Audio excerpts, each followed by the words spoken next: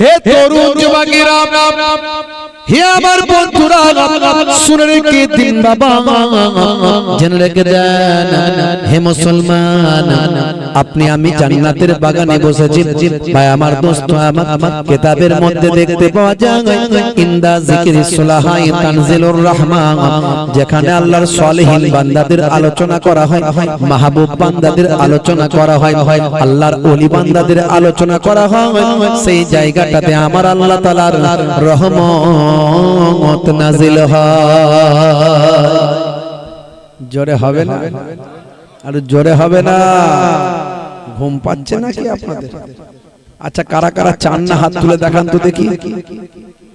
সবাই চাই, মাশাআল্লাহ। তাই একটু জোরে সোরে আওয়াজ দেন। নারে তাকবীর। মুখ টুক সব ব্যান্ডিং করে দিচ্ছে, তার আওয়াজ বেরোবে কি করে? বলে হুজুর খুব ঠান্ডা। ঠান্ডা তো কম আছে আজকে, তাই না? আমি জ্যাকেট পরলে ঘেমে যাচ্ছি, বেশি আছে তাই। ও আসলে আমরা চারিদিকে ঘুরছি তো মনে হচ্ছে তাই। হে তরুণ যুবকেরা, হে আমার বন্ধুরা, শুনে রেখে দিন বাবা, সেই জান্নাতি বাগানে বসে আছেন বাবা। এই জায়গায় বসা অত্যন্ত সৌভাগ্যের ব্যাপার। পৃথিবীর মধ্যে শ্রেষ্ঠ আলোচনার জায়গা হলো এই জায়গাটা। আমি বলছি না, আমার আল্লাহ কোরআন মাজিদের মধ্যে বলছেন, হে দুনিয়ার মানুষ শুনে রেখে দাও, ওয়ারাফা'না লাকা যিকরাক, হে নবী আপনার আলোচনাকে আমি আল্লাহ উচ্চ মর্যাদা দান করেছি। পৃথিবীর যত আলোচনা আছে সবচেয়ে শ্রেষ্ঠ আলোচনা হলো আমার নবীর আলোচনা। তাহলে এটা সেই নবীর আলোচনার মজলিস, কথা ঠিক না বল? হ্যাঁ, হাদিসের কথা বলছেন, সে হাদিসটা পেলেন কার কাছ থেকে? আমার নবীর কাছ থেকে। কোরআনের কথা বলছেন, সে কোরআন মাজিদটা পেলেন কোথা থেকে? আমার নবী এসেছিল বলি কোরআন মাজিদ পেয়েছেন। যাই বলেন সেই নবীর আলোচনা হচ্ছে, পৃথিবীর শ্রেষ্ঠ আলোচনা। হে তরুণ যুবকেরা, হে আমার বন্ধুরা, শুনে রেখে দিন বাবা, জেনে রেখে দেন। হে মুসলমান, আপনারা আমার নবী, দয়ার নবী বললেন, আমি তোমাদের কাছে দুটো জিনিস রেখে দিয়ে গেলাম। একটা হলো কোরআন মাজিদ, আর একটা হলো হাদিস পাক। যতদিন পর্যন্ত এই দুটো জিনিসকে তোমরা আঁকড়ে ধরবে, ততদিন পর্যন্ত তোমাদেরকে কেউ পথভ্রষ্ট করতে পারবে না, কেউ গোমরাহ করতে পারবে না। এই দুটো জিনিসকে তোমরা মেনে চলবে, তোমরা কখনো বিপদগামী হবে না। এই দুটো জিনিস তোমাদের জন্য আমি ছেড়ে দিয়ে গেলাম, এই দুটো জিনিস তোমরা মেনে চলো। রেখে গেল আমি তোমাদের তরে সেরা দুটি উপহার, রেখে গেল আমি তোমাদের তরে সেরা দুটি উপহার, আল্লাহর বাণী কোরআন মাজিদ আর বাণী আমার। জোরে হবে না? অন্য জায়গায় আবার আল্লাহর নবী বলেন, তারাকতু ফিকুম মা ইন আখাযতুম বিহি লান তাদিল্লু কিতাবাল্লাহি ওয়া ইতরাতি আহলা বাইতি। আল্লাহর নবী অন্য হাদিসের মধ্যে বলেছেন, আমি তোমাদের কাছে দুটো জিনিস রেখে দিয়ে গেলাম। একটা হলো আমার আহলে বায়াত, একটা হলো কোরআন মাজিদ, আর একটা হলো আমার আহলে বায়াত। এই দুটো জিনিসকে তোমরা আঁকড়ে ধরো, এই দুটো জিনিসকে তোমরা আঁকড়ে ধরলে তোমরা পথভ্রষ্ট হবে না, গোমরাহ হয়ে যাবে না। হে তরুণ যুবকেরা, হে আমার মুরব্বিয়ানেরা, শুনে রেখে দিন বাবা, জেনে রেখে দেন, সেই নবী আপনাকে আমাকে কত কষ্ট করে দ্বীন শেখালেন, কত কষ্ট করলেন আমার আপনার জন্য, উম্মতে মুহাম্মাদের জন্য নবী আমার কত জুলুমের শিকার হলেন। আবু জাহিল, আবু লাহাব, উতবা সাইবারা নবীর উপর কত অত্যাচার করল, আল্লাহর নবীকে কত রক্তাক্ত করে দিল। নবীর আমার সারা শরীরটা লালে লাল হয়ে গেল। মক্কার মানুষগুলো যখন আমার নবীর কথা শোনে না, আমার নবীর উপর অত্যাচার করে, আমার নবী চলে গেলেন তায়েফের জমিনে। তায়েফের মানুষদেরকে নবী আমার হেদায়েতের আলো দিলেন, হেদায়েতের ডাক দিলেন। তায়েফের মানুষেরা তারা পালা করে করে আমার নবীর উপর জুলুম করল। হে তরুণ যুবকেরা, হে আমার বন্ধুরা, শুনে রেখে দিন বাবা, আমার আপনার নবী একটা আঙ্গুরের বাগানে ঢুকে গেলেন। আমার আপনার নবীর সারা শরীরের রক্তে বা আমার সারা শরীরটা রক্তাক্ত হয়ে গিয়ে জুতো মোবারক খরম মোবারকে রক্তে লাল হয়ে গেল। আমার আপনার নবীর সারা শরীরের গায়ের রক্তে জুতো পর্যন্ত জমে গেল। নবী আমার একই মাটিতে তিনবার উপর হয়ে পড়ে গেলেন। পাহাড় চালক ফারিস্তা এসে হাজির হয়ে গিয়ে নবীকে সালাম দিল। আল্লাহর নবী বললেন, না না হে ফারিস্তারা, শুনে রেখে দাও, জেনে রেখে দাও, তুমি হলে ফারিস্তা, তোমরা হলে ফারিস্তা, আর ওরা হলো ইনসান। তোমরা পাহাড়গুলোকে চাগিয়ে নিয়ে এসে তায়েফবাসীদের ধ্বংস করতে চাও। না না, আমি বললাম রাহমাতুল লিল আলামিন। আমার আল্লাহ আমাকে রাহমাতুল লিল আলামিন বানিয়েছেন। আমার আল্লাহ বলে দিয়েছেন, ওয়া মা আরসালনাকা ইল্লা রাহমাতাল লিল আলামিন। হে দুনিয়ার মানুষ, শুনে রেখে দাও, আমি আমার নবীকে সারা আলামের জন্য রহমত করে পাঠিয়ে দিয়েছি। নবী আমার দয়ার নবী, মায়ার নবী, নবী আমার দোয়া চেয়েছেন আল্লাহ। তায়েফবাসীরা আমাকে চেনে না, তায়েফবাসীরা আমাকে জানে না, তাই তারা আমার উপর অত্যাচার করেছে, আমাকে মেরেছে। আমি তাদের জন্য দোয়া চাই, তুমি তাদের হেদায়েত করো। তারা যদি হেদায়েত না হয়, তাদের আল আওলাদ পরিবার বর্গ, তাদের জেনারেশন আফটার জেনারেশন, তাদের বংশধরদের তুমি হেদায়েত করে দাও। জোরে হবে না, জোরে হবে না। কত কষ্ট পেয়েছেন আমার আপনার নবী, তারপরও আমার আপনার নবী কি আখলাক, কি চরিত্র দেখিয়েছেন আমার আপনার জন্য। আজকের এই দিনটার জন্য আমার উম্মতেরা নামাজি হবে, রাসূল আমার সুন্নতগুলো মেনে চলবে, এই জন্য নবী আমার অত্যাচার জুলুম সহ্য করেছে। হাজারো ব্যথা বেদনার পরে ফিরে আসুনি তুমি আপন ঘরে। দিনের আলো তুমি ছড়িয়ে দিতে চলে গেলে মদিনায় মক্কা ছেড়ে। হে রাসূল তোমাকে ভুলি আমি কেমন করে। হে রাসূল তোমাকে ভুলি আমি কেমন করে। জোরে হবে না। খেয়ে না খেয়ে দিন প্রচারের কাজে নিজেকে দিয়েছ বিলিয়ে। তায়েফের কাফেরেরা চিনল না এ আলো, দুষ্টু ছেলেদের পিছে দুললে নিয়ে। খেয়ে না খেয়ে দিন প্রচারের কাজে নিজেকে দিয়েছ বিলিয়ে।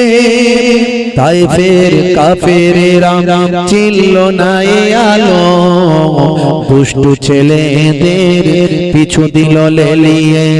পাথরের আঘাতে ক্ষত বিক্ষত হয়ে সারা শরীর থেকে রক্ত ঝরে। হে রাসূল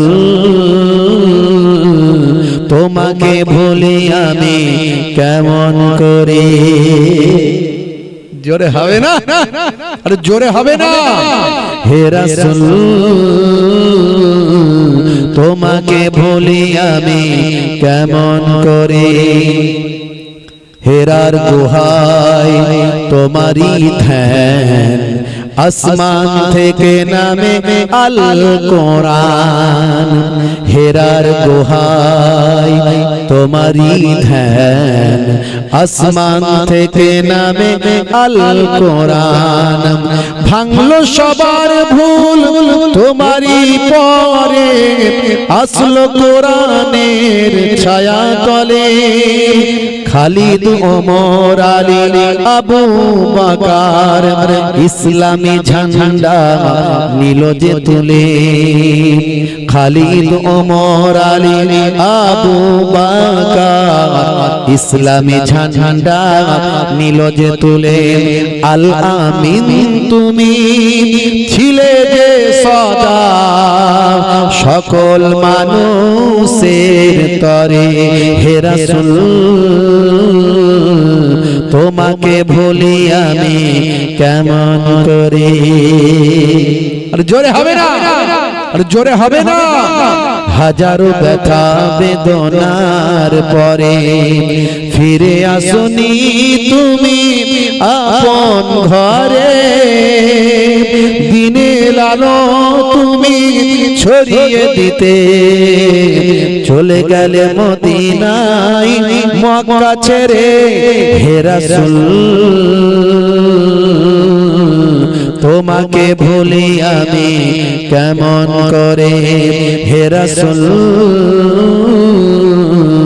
তোমাকে ভুলি আমি কেমন করে। জোরে হবে, হবে, হবে, আর জোরে হবে না। কত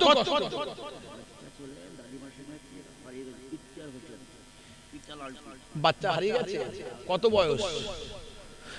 10-11 বছর একটা বাচ্চা ইখতিয়ার হোসেন তার দাদিমার সঙ্গে দাদিমা কান্না করছে, বাচ্চাটা এই কোচি তুমি যেখানে থাকো দাদির কাছে যাও।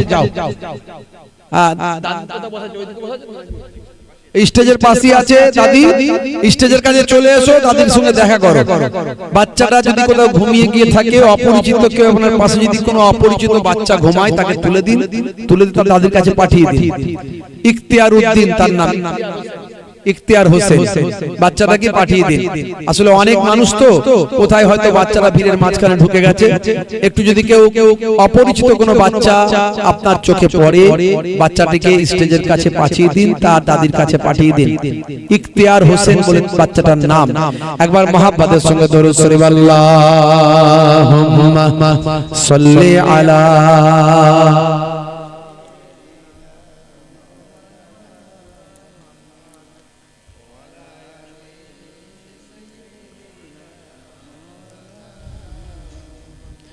হে তরুণ যুবকেরা, হে আমার বন্ধুরা, হে আমার মুরব্বিয়ানেরা, শুনে রেখে দিন বাবা, আমার আপনার নবী এত কষ্ট অত্যাচার জুলুম সহ্য করলেন কেন? তার একটাই কারণ, একটাই কারণ, আমার নবীকে আরবের মানুষেরা ভালোবাসতো। আমার নবী কোনোদিনও মিথ্যা কথা বলেননি, আমার নবী আমার কাউকে কষ্ট দেননি। আরবের মানুষেরা ছোটবেলা থেকে আপনার আমার নবীকে আল আমিন নামে উপাধি দিয়েছিল, আল আমিন নামে ভূষিত করেছিল। আমার নবীকে মহা সত্যবাদী বলে তারা বিশ্বাস করত। ছোটবেলা থেকেই নবীকে সম্মান করত। নবীর সঙ্গে অন্য কোনো কারণে আরবের মানুষের দুশ্মনী হয়নি। দুশ্মনী শুরু করলো তারা একটা কারণে, সেটা হলো আমার আপনার নবী বললেন আল্লাহ অনেক নয়, আল্লাহ হলেন একজন। তোমরা ওয়াবুদুল্লাহ, আল্লাহর ইবাদত করো, তোমরা আল্লাহর ইবাদত করো। ওয়ালা ইউশরিক বিল্লাহ, আল্লাহর সঙ্গে শরীক করো না। মান ইউশরিক বিল্লাহি ফাকাদ হারামাল্লাহু আলাইহিল জান্নাত, শিরককারীর জন্য জান্নাত চিরতরে হারাম হয়ে যায়। তারা শত্রু হয়ে গেল, তখন থেকে তারা শত্রু হয়ে গেল। তারা বলবে এটা বন্ধ করে দাও, কি লাগবে বলো, টাকা লাগবে, সম্পদ লাগবে, সুন্দরী নারী লাগবে, যা লাগবে সব, যা লাগবে সব দেবো। আমার নবী বললেন না, আমি যে অর্ডারে নিয়ে এসেছি, যে জন্য আমাকে পাঠানো হয়েছে, সেই দায়িত্ব আমি পালন করব।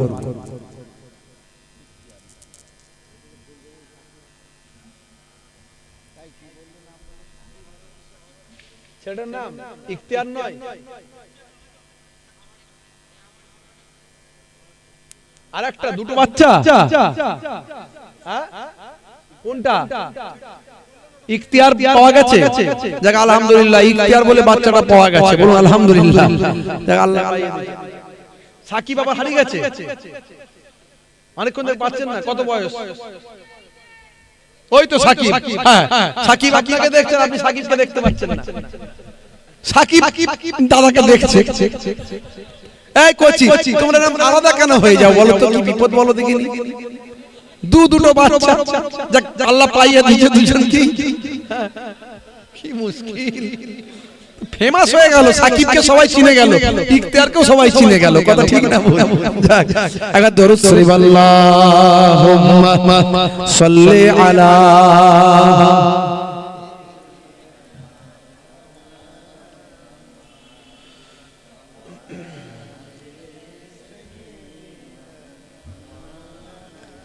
হে তরুণ যুবকেরা, হে আমার বন্ধুরা, আমার আপনার নবী আল্লাহর কথা বলার জন্য, আল্লাহর নৈকট্য হাসিল করতে বলার জন্য, আল্লাহর একত্ববাদের প্রচারের জন্য, আল্লাহর ওয়াহদানিয়াতের কথা বলার জন্য, আর নিজের সুন্নাত রাসূলের সুন্নতের কথা বলার জন্য নবী তাদের শত্রুতায় পরিণত হয়েছিল, তাদের সঙ্গে শত্রুতা তৈরি হয়েছিল। আল্লাহর নবী আগে বেরে কখনো শত্রুতা করেননি, ঝগড়া করেননি, আল্লাহর নবী কখনো তাদের উপর আঘাত করেননি, বরং তারা আমার নবীকে আঘাত করতে চেয়েছিল। হে তরুণ যুবকেরা, আপনারা আমার নবী অনেক কষ্ট পেয়েছিলেন, অনেক অত্যাচার জুলুম সহ্য করতে হয়েছিল, সারা শরীর রক্তাক্ত হয়েছিল, তবু আমার আপনার নবীকে আল্লাহ ছেড়ে দেননি, তবু আমার আপনার নবী আল্লাহর কথা বলতে ছেড়ে দেননি, তবু আমার আপনার নবী তার সুন্নতের প্রচার করতে বন্ধ করে দেননি। হে তরুণ যুবকেরা, হে আমার বন্ধুরা, শুনে রেখে দিন বাবা, জেনে রেখে দেন, আমার আপনার নবী বললেন এই কোরআন মাজিদ আল্লাহ প্রদত্ত কিতাব, এই কোরআন মাজিদ আল্লাহর কাছ থেকে আসছে। ফেরেশতা জিবরাইল আলাইহিস সালাম একটু একটু করে আমাকে নির্দেশ দিয়ে যাচ্ছে, এই ওহী আমার কাছে এসেছে, আমাকে আল্লাহ যা নির্দেশ দিচ্ছেন সেটাই তো আমি তোমাদের কাছে বলছি। হে তরুণ যুবকেরা, হে আমার বন্ধুরা, আল্লাহর কোরআনে যা বলা হয়েছে সেদিন আপনারা আমার নবী যা বলেছিলেন, আজকের যুগেও সব বিজ্ঞান সম্মত, বাস্তব সম্মত এবং আধুনিকতার সঙ্গে সামঞ্জস্য। 1450 বছর আগে আল্লাহর কোরআন যা বলেছেন আজকের যুগে সব প্রমাণিত হয়েছে। বেশি উদাহরণে আমি যাব না। হে তরুণ যুবকেরা, হে আমার মুরব্বিয়ানেরা, সেই কোরআন মাজিদের 82 বার যে নামাজের কথা বলা হয়েছে, সেই নামাজ নিয়ে আমি কথা বলছি। বেশি কথা বলবো না, বেশি অন্য আলোচনায় যাব না। ইন্টারনেটে গিয়ে সার্চ করবেন, 20 থেকে 25 হাজার বক্তব্য পাবেন। আমি বেশি অন্য বক্তব্যের দিকে যাব না। মূল কথা যেটা বলা দরকার, যেটা বললে আজকের জলসা সার্থক হবে, সকালবেলা লাভ লোকসানের অঙ্ক যখন কষবেন লাভের অঙ্ক বেড়ে যাবে, সেই আলোচনাটা আপনাদের মাঝখানে করি। বন্ধুরা আমার অনেক টাকা পয়সা খরচা করেছেন, কমিটির ভাইয়েরা অনেক মেহনত করেছেন, আপনারা টাকা পয়সা সহযোগিতা অনেক করেছেন, এত বড় সুন্দর একটা জান্নাতের বাগান তবে কায়েম হয়েছে, এর হকটা আদায় করতে হবে বাবা। হে তরুণ যুবকেরা আমার, যে নামাজের জন্য আমার আপনার নবী সারা শরীরটা রক্তাক্ত হলো, যে নামাজের জন্য আমার আপনার নবী দান মোবারক শহীদ হয়ে গেল, যে নামাজকে প্রতিষ্ঠা করার জন্য সাহাবায়ে কেরামরা জীবন পর্যন্ত দিল। হে তরুণ যুবকেরা, হে আমার বন্ধুরা, যে নামাজের কথা আমার আল্লাহ কোরআন মাজিদে 82 বার বললেন, ওয়াকিমুস সালাত, তোমরা নামাজ কায়েম করো, নামাজ প্রতিষ্ঠা করো, নামাজ পড়ো, নামাজ ছেড়ে দিও না বান্দা, নামাজ ছেড়ে দিও না বান্দা, নামাজ ছেড়ে দিও না বান্দা। বন্ধুরা আমার, তরুণ যুবকেরা আমার নানাজান ছোট হুজুর কেবলা বলতেন, বাবা নামাজের কথা বলতে গিয়ে রেগে যেতেন, রেগে গিয়ে বলতেন, বাবা কি দিয়ে বোঝাবো? ঝুরা আর কোদাল দিয়ে বোঝালে বুঝবে বাবা, ঝোড়া আর কোদাল দিয়ে বোঝালে তবে বুঝবে। রেগে গিয়ে বলতেন, যারা ছোট হুজুর কেবলার ওয়াজ শুনেছেন এমন মানুষ থাকলে বুঝতে পারবেন, মনে পড়ে যাবে। আমার দাদা জান মায়াপুর পীরনগরী হুজুর পীর কেবলা রাহমাতুল্লাহ আলাইহি বলতেন, বাবা দিন রাতে 24 ঘন্টায় 23 ঘন্টা তুমি অন্য কাজ করো, 1 ঘন্টা নামাজে দাও। 5 ওয়াক্তের নামাজ পড়তে 12 মিনিট করে সময় দিলে 5 12 60, 1 ঘন্টা, 1 ঘন্টা নামাজে দিলে আমার আল্লাহ তোমার 23 ঘন্টা সাকসেসফুল করে দেবে। জোরে হবে না ভাইরা আমার, তরুণ যুবকেরা আমার, আজানে লাইন আছে 11টা, আজানে লাইন আছে 12টা, আজানে লাইন আছে 12টা।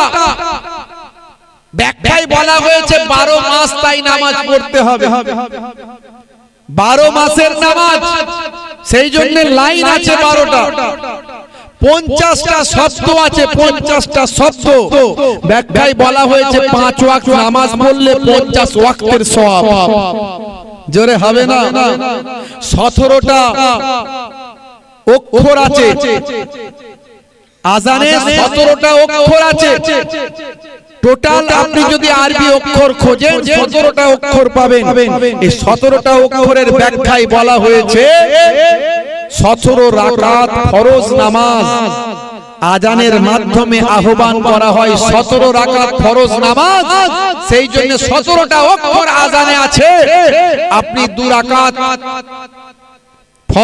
ফজরের ফরজ নামাজ, 2 রাকাত, 4 রাকাত জোহরের, 4 রাকাত আসরের, 3 রাকাত মাগরিবের আর 4 রাকাত এশার, সব মিলিয়ে দেখুন 17 রাকাত ফরজ নামাজ। জোরে বলুন সুবহানাল্লাহ। নামাজ ছাড়া যাবে না। হে তরুণ যুবকেরা, হে আমার বন্ধুরা, একজন পয়গম্বরের কথা বলি, নাম হলো হযরত সুলাইমান আলাইহিস সালাম।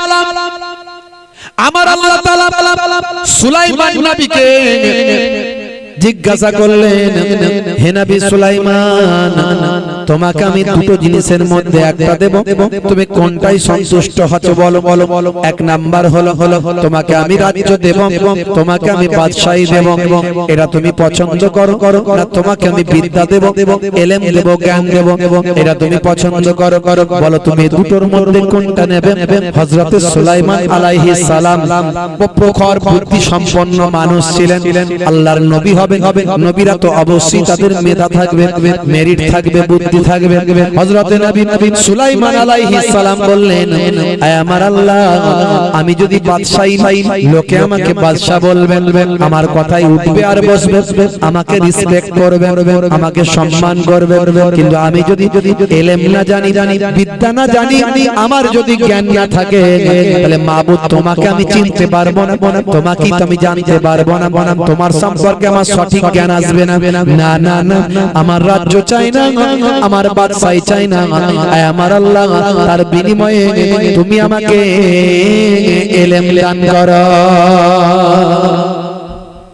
জোরে হবে না? জোরে হবে না? আমি আপনি হলে কি বলতাম একটু ভাবুন তো দেখি। ওরে বাপরে, তাদের বাদশা বানিয়ে দাও, আমাকে সবার উপর লাঠি ঘোরাবো, তাই তো নাকি? আমাকে রাজা বানিয়ে দাও, সবার উপর লাঠি ঘোরাবো, আমি সবার উপর আমি প্রভুত্ব করব, আমাকে বাদশা বানিয়ে দাও, রাজা বানিয়ে দাও। এক কম্বলে 10 ফকির শান্তি সুখে নিদ্রা যায়, এক কম্বলে 10 ফকির শান্তি সুখে নিদ্রা যায়, এক রাজ্যে 2 রাজা বাস করা যে ভীষণ দায়। বলুন তো, রাজ্য বড় না কম্বল বড়?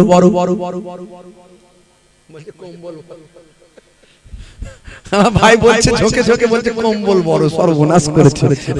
রাজ্য বড় না কম্বল বড়, কোনটা? আপনারা কি বলছেন, কম্বল বড় রাজ্য? জোরে বলেন, কোনটা বড়? রাজ্য বড়, তাই তো?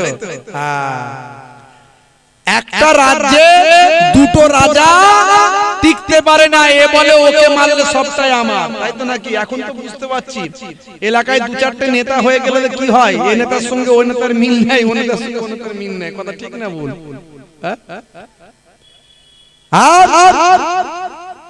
যদি প্রকৃত আল্লাহওয়ালা মানুষ হয়ে যায়, 10টা ফাকিহ এ আল্লাহর ইশকে, আল্লাহর মহব্বতে, এ দুনিয়ার পয়সা দেওয়া ফকির নয়, আল্লাহর দরবারের ফকির।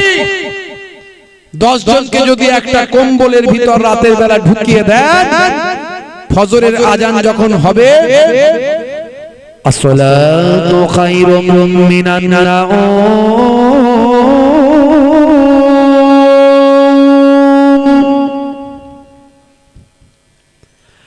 আসসালাতু খায়রুম মিনান নাউম।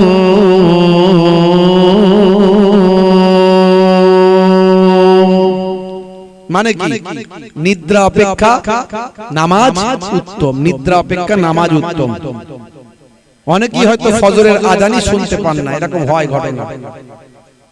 তাড়াতাড়ি ঘুমিয়ে গেলে তাড়াতাড়ি উঠতে পারবেন। এইজন্য ইসলামের নির্দেশ রাত বেশি জাগবে না, তাড়াতাড়ি ঘুমিয়ে যাও, ফজরের আগে উঠে যাও, ফজরের নামাজ পড়ো, তারপরে কোরআন তেলাওয়াত করো। বাড়িতে যে ঘরে কোরআন তেলাওয়াত হয় সে ঘরে আল্লাহর রহমতের ফারিস্তারা ঘন ঘন আসা যাওয়া করে। সেই ঘরের উপর বরকত হবে, রহমত হবে, আল্লাহ সেই ঘরের মানুষদের উপর মাগফিরাত করবে। ফজরের নামাজ আপনি কন্টিনিউ পড়ুন, দেখবেন মনের শান্তি পাবেন। হে তরুণ যুবকেরা, হে আমার বন্ধুরা, শুনে রেখে দিন বাবা, জেনে রেখে দেন হে মুসলমান, একটুখানি খেয়াল করুন বাবা। মুসলমান তরুণ যুবকেরা আমার, মুরব্বিয়ানেরা আমার, হযরতে ভাই আমার সুলাইমান আলাইহিস সালাম তিনি বললেন, হে আমার আল্লাহ, আমাকে রাজ্য দিতে হবে না, আমাকে ইলম দিন, আমাকে বিদ্যা দিন, জ্ঞান দিন। আমার আল্লাহর বড় ভালো লাগলো অ্যানসারটা শুনে, উত্তরটা শুনে বড় পছন্দ হলো আল্লাহর। আল্লাহ বললেন, হে নবী সুলাইমান, শোনো শোনো শোনো শোনো, তোমার উত্তরটা আমার বড় ভালো লেগেছে, আর তোমার কথা শুনে আমি বড় পছন্দ করেছি, তাই তোমাকে আমি ইলম তো দেব, তার সঙ্গে সঙ্গে রাজ্যও দেব, দুটোই দেব, এবং সাধারণ নয় অসাধারণ বানিয়ে দেব। শোনো, তোমাকে আমি এমন ইলম দেব, এমন বিদ্যা দেব, তুমি সারা বিশ্বের সমস্ত মানুষদের ভাষা বুঝবে। শুধু মানুষের ভাষা নয়, সারা বিশ্বে যত জীবজন্তু পোকামাকড় আছে সকলের ভাষা বোঝার ক্ষমতাও আমি আল্লাহ তোমাকে দিলাম। জোরে হবে না? হে তরুণ যুবকেরা, কোরআন মাজিদের একটা সূরা আছে, সূরার নাম হলো সূরা নামল। এই নামল মানে হলো পিপিলিকা। হে তরুণ যুবকেরা, এই সূরার মধ্যে আল্লাহ জানিয়েছেন, যখন হযরত নবী সুলাইমান আলাইহিস সালাম তার সৈন্যদের নিয়ে আসছেন, বাবা ভাই আমার, তাখতের উপর বসে বসে যখন সৈন্যদের নিয়ে আসছেন, এমন সময় পিপিলিকার সরদার তার দলের মানুষদের বলছেন, ইয়া আইয়ুহান নাম, হে আমার পিপিলিকার দলেরা শুনে রেখে দাও, উদখুলু মাসাকিনাকুম লা ইয়াহতিমান্নাকুম সুলাইমান, হে পিপিলিকার দল অজুনুদুহু, তাদের তার সৈন্যরা সুলাইমান নবী এবং তার সৈন্যরা প্রত্যেকই আসছে, তোমরা তোমাদের বাসাতে গর্তেতে প্রবেশ করো, উদখুলু, তোমরা প্রবেশ করে নাও, ঢুকে যাও, তোমরা তোমাদের বাসাতে ঢুকে যাও। সুলাইমান নবী এবং তার সৈন্যরা সবাই আসছে, দেখবে তাড়াতাড়ি তারা এসে তোমাদের উপর অবতীর্ণ হবে, তোমাদের পদদলিত করে ফেলতে পারে। এই ভয়েতে ভাই আমার পিপিলিকার সরদার তার সৈন্যদের, তার সঙ্গী সাথী, তার দলের মান, তার দলের পিঁপড়েদের, অন্যান্য সমস্ত পিঁপড়েদের বাসার ভিতর ঢোকার নির্দেশ দিচ্ছেন। এই আওয়াজটা, এই কথাটা আমার আল্লাহ হযরত নবী সুলাইমান আলাইহিস সালামকে শুনিয়ে দিলেন। সুলাইমান নবী পিপিলিকার সরদারের ভাষাটা বুঝতে পারলেন। জোরে হবে না? হে তরুণ যুবকেরা, আল্লাহ বললেন, শোনো, তোমাকে আমি এমন বাদশাহী দেব, শুধু মানুষের উপর বাদশাহী নয়, তুমি জিনেদের উপর বাদশাহী করবে, পশু পাখিদের উপর বাদশাহী করবে, সমস্ত জীবগুলোর উপর তোমার বাদশাহী চলবে, হাওয়া বাতাস সবের উপর তুমি বাদশাহী করবে। তোমাকে আমি এমন বাদশাহী দেব। হে তরুণ যুবকেরা, সুলাইমান নবী একমাত্র নবী যে নবী আকাশে উড়ে উড়ে ঘুরে বেড়াতেন। ভাইরা আমার, তরুণ যুবকেরা আমার, হযরত সুলাইমান নবীকে আল্লাহ এমন ক্ষমতা দান করেছিলেন। হযরত সুলাইমান নবী একটা সিংহাসন ছিল, উড়ন্ত সিংহাসন, যে সিংহাসনে উড়ে উড়ে তিনি সারা পৃথিবীতে শাসন করতেন, সারা পৃথিবীর এক প্রান্ত থেকে অপর প্রান্তে যেতেন। হে তরুণ যুবকেরা, হে আমার বন্ধুরা, শুনে রেখে দিন বাবা, জেনে রেখে দেন হে মুসলমান, হযরতে সুলাইমান আলাইহিস সালামের এই উড়ন্ত সিংহাসন ভাই আমার সাবার রানী বিলকিসের বড় পছন্দ হলো। সাবার রানী বিলকিস তার বড় পছন্দ হয়েছে। সে সুলাইমান নবীকে বলল, হুজুর বাদশা জাহাপানা, আপনার ওই সিংহাসনে যদি একটু অনুমতি দিতেন, আমি একটু সারা বিশ্বটা ঘুরে দেখতাম, একটু ঘুরে সারা বিশ্বটা দেখতাম।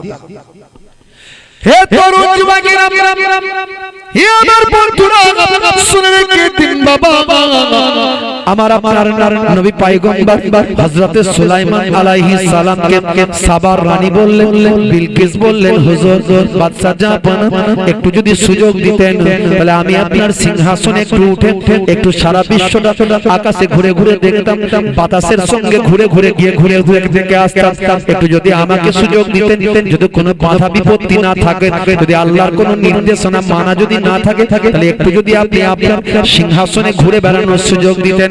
হে তরুণ যুবকেরা, হযরতে নবী সুলাইমান আলাইহিস সালাম সেই সময় বলেছিলেন, ঠিক আছে হে সাবার রানী বিলকিস, আপনাকে আমি সারা বিশ্ব একবার ঘুরিয়ে দেখাবো। ভাইরা আমার তরুণ যুবকেরা, শুনে রেখে দিন, জেনে রেখে দিন, এমন সময় ওই সিংহাসনে করে করে ভাই আমার ঘুরতে শুরু করলেন, বাতাসে উড়ে উড়ে বেড়াচ্ছেন, উড়ে উড়ে ঘুরতে ঘুরতে ঘুরতে ঘুরতে সাত সমুদ্রের মাঝখানে একটা দ্বীপ আছে, সুন্দর দ্বীপ, সাত সমুদ্রের মাঝখানে একটা সুন্দর দ্বীপ, এই সুন্দর মনোরম দ্বীপেতে গিয়ে তারা অবস্থান করলেন।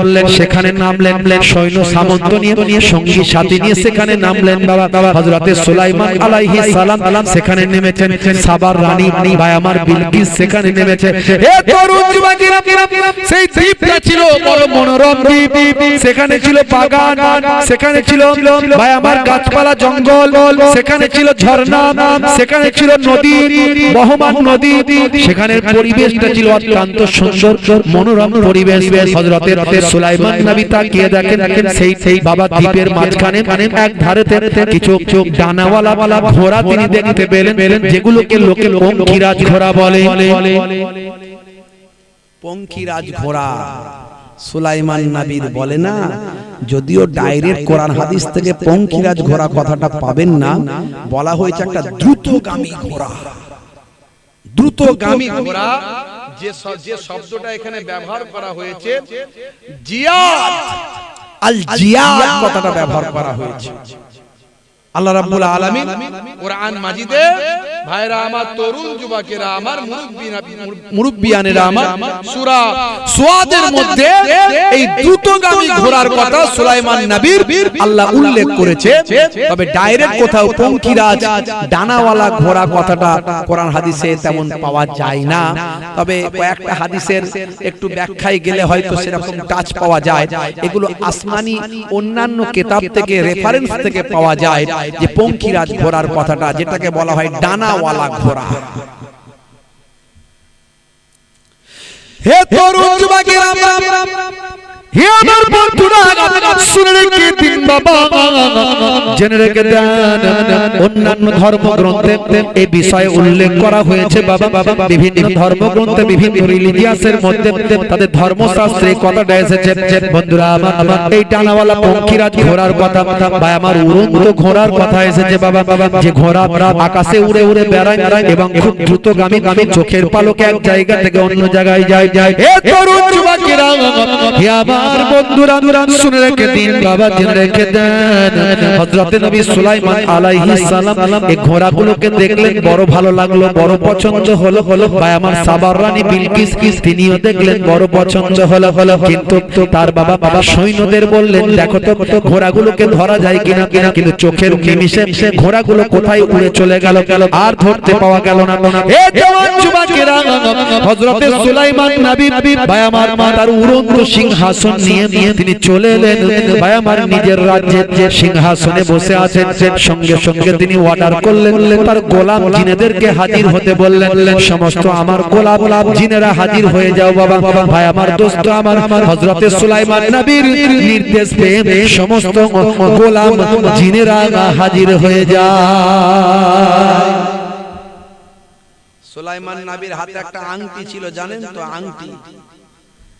এই আংটি আল্লাহ কুদরতি আংটি দিয়েছিলেন। এই আংটির ওসিলায় আল্লাহ এমন করেছিলেন সবকিছু সুলাইমান নবীর কন্ট্রোলের মধ্যে থাকে।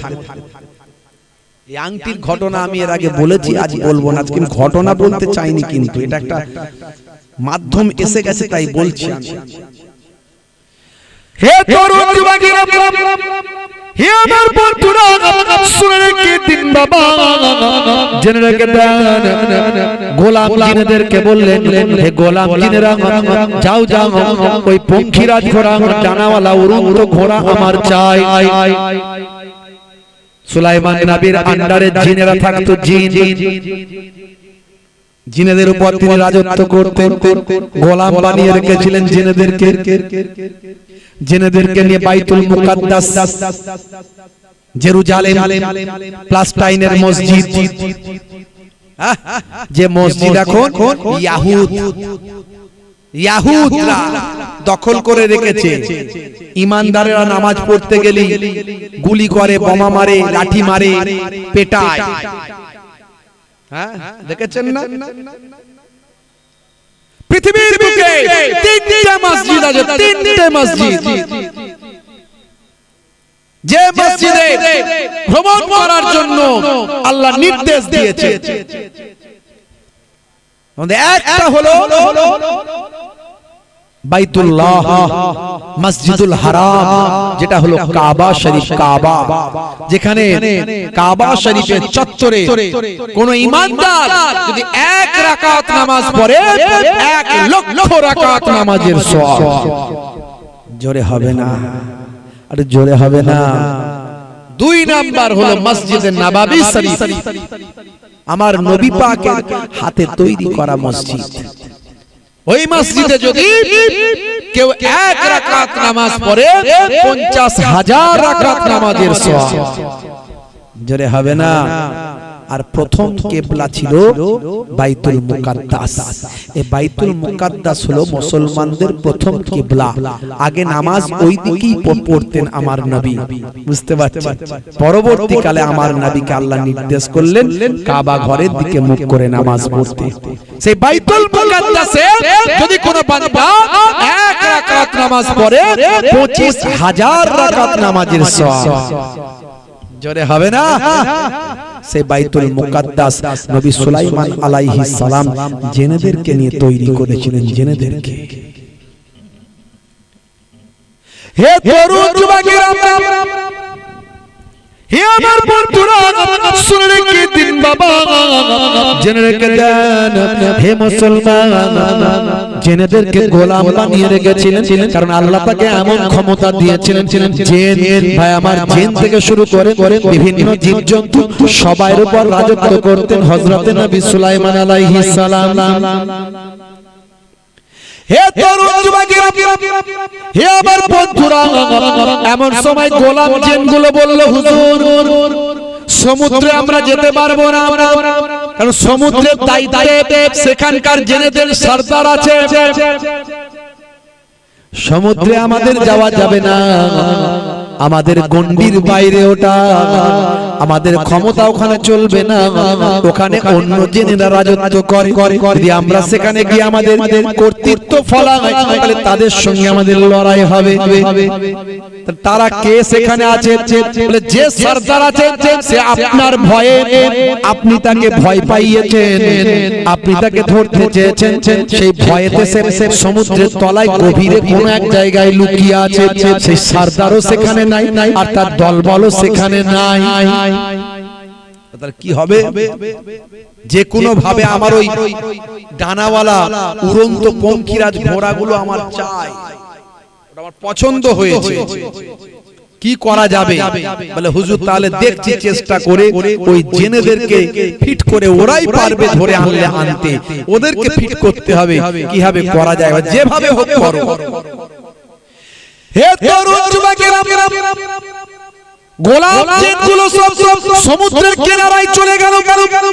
তাদের মধ্যে একটা বদমাইশ গোলাম জিন, বদমাইশ একটু বদমাইশ টাইপের, সে বলল, হে জেনেদের সর্দার, হে সমুদ্রের দায়িত্বে থাকা জেনেদের সর্দার, বেরিয়ে এসো, বেরিয়ে এসো, আমরাও সব জেনেরা এখানে এসেছি, ভয় নাই, যার ভয়ে তুমি লুকিয়ে আছো, যার ভয়ে তুমি লুকিয়ে আছো সেই বাদশা তিনি মারা গেছেন, আর তোমাদের কোনো ভয় নাই, আমাদেরও কোনো ভয় নাই, এসো ভাই একসঙ্গে মিলেমিশে চলি, কোনো চিন্তা নাই, বেরিয়ে এসো, যে বাদশার ভয়ে তুমি লুকিয়ে আছো সেই বাদশা আর দুনিয়াতে নাই, এসো এসো এসো, বেরিয়ে এসো, একসঙ্গে মিলেমিশে চলি।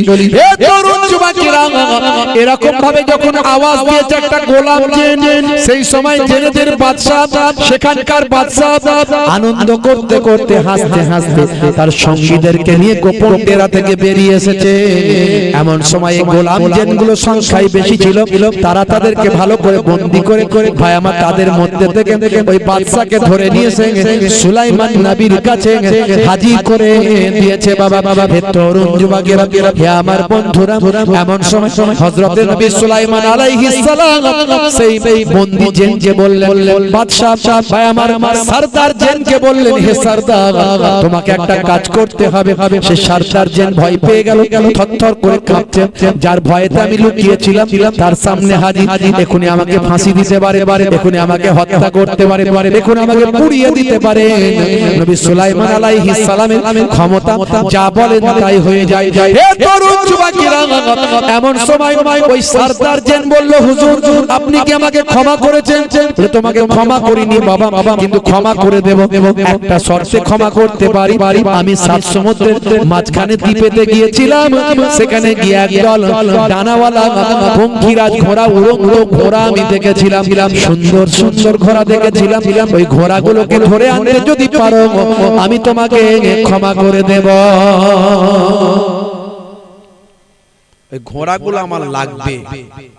বললে হুজুর চিন্তা করবেন না, খুব দ্রুতগামী ঘোড়া তো, তবে আশা করছি আমরা ধরে ফেলবো ইনশাআল্লাহ বলে চলে গেল। এবং সুলাইমান নবীর বশ্যতা স্বীকার করলো, তওবা করলো, সুলাইমান নবীর কাছে তারা সব ঈমান এনে নিল জিনগুলো। জোরে বলুন সুবহানাল্লাহ। হে তরুণ যুবকেরা, হে আমার বন্ধুরা, হযরত সুলাইমান নবীর কাছ থেকে জিনগুলো চলে গেল। সাত সমুদ্রের মাঝখানে সেই সুন্দর দ্বীপ, সেই দ্বীপের আশপাশে তারা খোঁজাখুঁজি শুরু করলো, দেখতে পেল এক দল ঘোড়া, সেই ঘোড়াগুলো যারা উড়ন্ত ঘোড়া, তারা সেখানে পানি খাওয়ার জন্য ঘুরে বেড়াচ্ছে। এমন সময় এই জিনগুলো তাদেরকে চারিদিক থেকে ঘিরে ফেলে তাদেরকে প্রত্যেককে বন্দী করে নবী সুলাইমান আলাইহিস সালামের কাছে হাজির করে দিল। সুলাইমান নবী তার থেকে রানী বিলকিস আবেদন করলো, সাবার রানী বিলকিস, হুজুর বাদশা জাহাপনা যদি আমাকে একটা ওই রকম ঘোড়া দিতেন বড় খুশি হতাম। আল্লাহর নবী সুলাইমান আলাইহিস সালাম সাবার রানী বিলকিসকে একটা ঘোড়া উপহার দিয়েছিলেন। হে তরুণ যুবকেরা, হযরত নবী সুলাইমান আলাইহিস সালাম ওই ঘোড়াগুলোকে নিয়ে আলাদা একটা বাহিনী করে দিলেন। সুলাইমান নবীর আলাদা আলাদা বাহিনী ছিল, মানুষের বাহিনী, হাতির বাহিনী, জীবজন্তুর বাহিনী, ভাই আমার জেনেদের বাহিনী, এই ঘোড়াদের আলাদা একটা ডিপার্টমেন্ট করে দিলেন, ঘোড়াদের বাহিনী। হে তরুণ যুবকেরা আমার, হে আমার মুরব্বিয়ানেরা, শুনে রেখে দিন বাবা, জেনে রেখে দেন, সেই দ্রুতগামী ঘোড়াগুলোকে হযরত নবী সুলাইমান আলাইহিস সালাম বড় ভালোবাসতেন। আমার আল্লাহ কোরআন মাজিদের মধ্যে এই দ্রুতগামী ঘোড়াদের কথা উল্লেখ করেছেন। হে তরুণ যুবকেরা, সূরা সূরা সাদ আয়াত নাম্বার হলো 31। আমার আল্লাহ বলছেন, ইজ উরজা আলাইহিম বিল আশিয়ে, ভাইরা আমার, তরুণ যুবকেরা আমার, মুরব্বিয়ানেরা আমার, স্মরণ করো, উপস্থিত করা হলো তাদের সামনে সন্ধ্যার সময় কি উপস্থিত করা হলো ভাই আমার, সাফিনাতুল জিয়াদ মানে দ্রুতগামী ঘোড়াগুলো তার সামনে উপস্থিত করা হলো। সেই সময় কি হলো ভাই আমার, 32 নম্বর আয়াতে আমার আল্লাহ বলছেন, ফাকালা ইন্নী আহবাবতু হুব্বা, হে তরুণ যুবকেরা, সে সময় সে বলল নিশ্চয় আমি ভালোবেসেছি, অধিক ভালোবেসেছি কাকে, আল খায়রে, এই সম্পদকে, আন যিকরি রাব্বি হাত্তা তাওয়ারাস।